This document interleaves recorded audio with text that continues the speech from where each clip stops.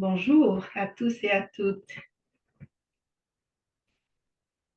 Pendant très longtemps, notre attention s'est dirigée vers l'extérieur.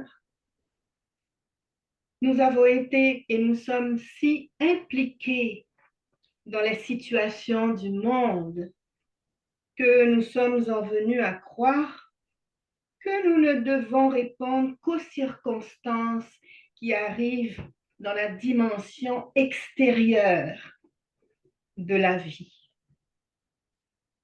C'est si facile de prendre ces circonstances pour la seule réalité.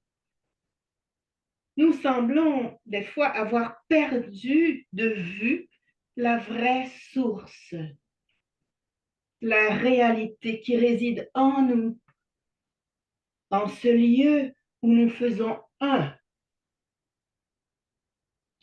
D'étendre notre esprit et notre corps, nous tourner vers l'intérieur de nous-mêmes, découvrir notre centre spirituel, réaliser une conscience d'unité et appliquer cette unité, cette conscience de cette unité du monde extérieur. C'est un processus qui nous remet en contact avec l'esprit et aussi avec la réalité de notre unicité. Je vais vous partager ce que nous pouvons, comment nous pouvons faire dans le monde pour être plus créatif. Je m'inspire ici d'un petit texte de Thich Nhat Hanh encore, que j'avais commencé la dernière fois. Un artiste lui a demandé en Californie, comment puis-je regarder une fleur de façon à en tirer le meilleur parti pour mon art, pour peindre? Il lui répondit, si tu regardes de cette façon-là, tu ne seras pas en contact avec la fleur. Abandonne tous tes projets pour être avec la fleur, sans intention de l'exploiter ou d'obtenir quelque chose d'elle. Ce même artiste lui a dit, mais quand je suis avec un ami, je veux en profiter. Bien sûr que l'on peut profiter d'un ami, mais un ami est plus qu'une source de profit. Être avec un ami sans penser à lui demander son soutien, son aide, son conseil, c'est un art. C'est devenu des fois une habitude de considérer les choses avec l'intention d'en tirer quelque chose. On appelle ça le pragmatisme. On dit aussi que la vérité paie. Si on médite avec l'objectif d'atteindre la meilleure vérité, il nous semble qu'on sera bien récompensé. Quand on médite, dans la méditation, on s'arrête et on regarde profondément. On s'arrête simplement pour être là, avec nous-mêmes, avec le monde. Quand on est capable de s'arrêter, on commence à voir. Et si on peut voir, on peut comprendre. La paix et le bonheur découlent de ce processus.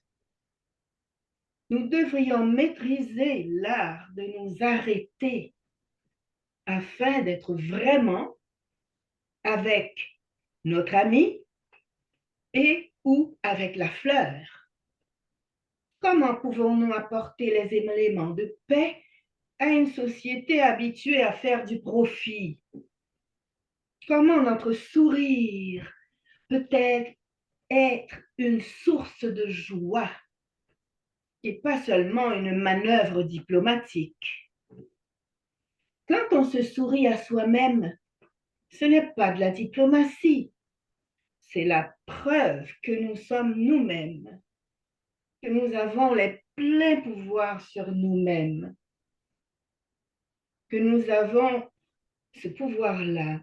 Est-il possible d'écrire un poème sur le fait de s'arrêter, sur l'absence de but ou simplement sur l'être?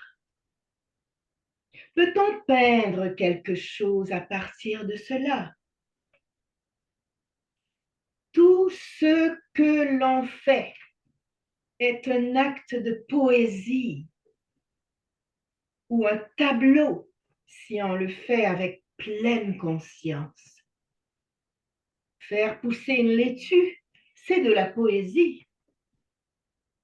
Se rendre à pied au supermarché peut être un tableau.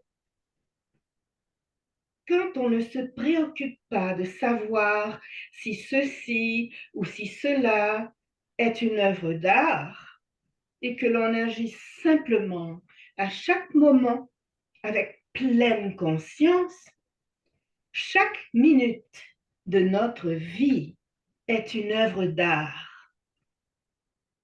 Même si l'on n'écrit pas ou si l'on ne peint pas, nous sommes en création. Nous sommes pleins de la beauté, de la joie, de la paix. Et nous rendons la vie plus belle pour beaucoup de gens. Parfois, il vaut mieux ne pas évoquer l'art en employant le mot art.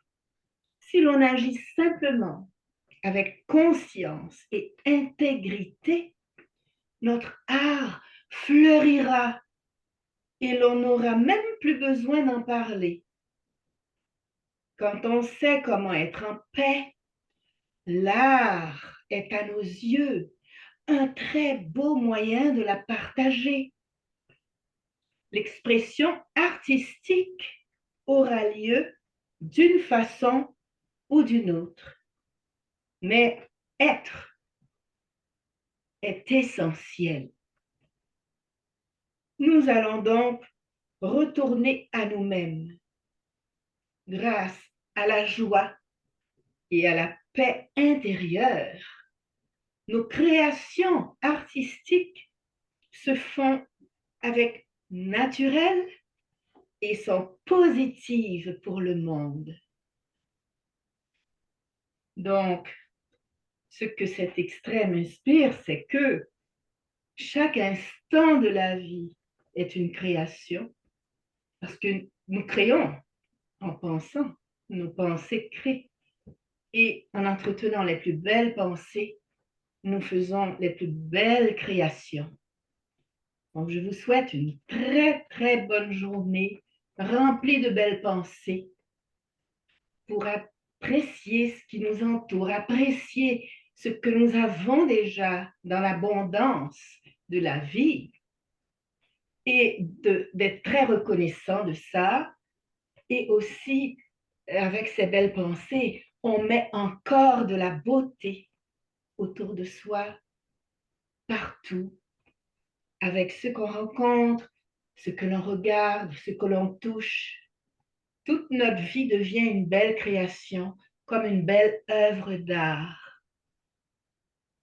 Merci.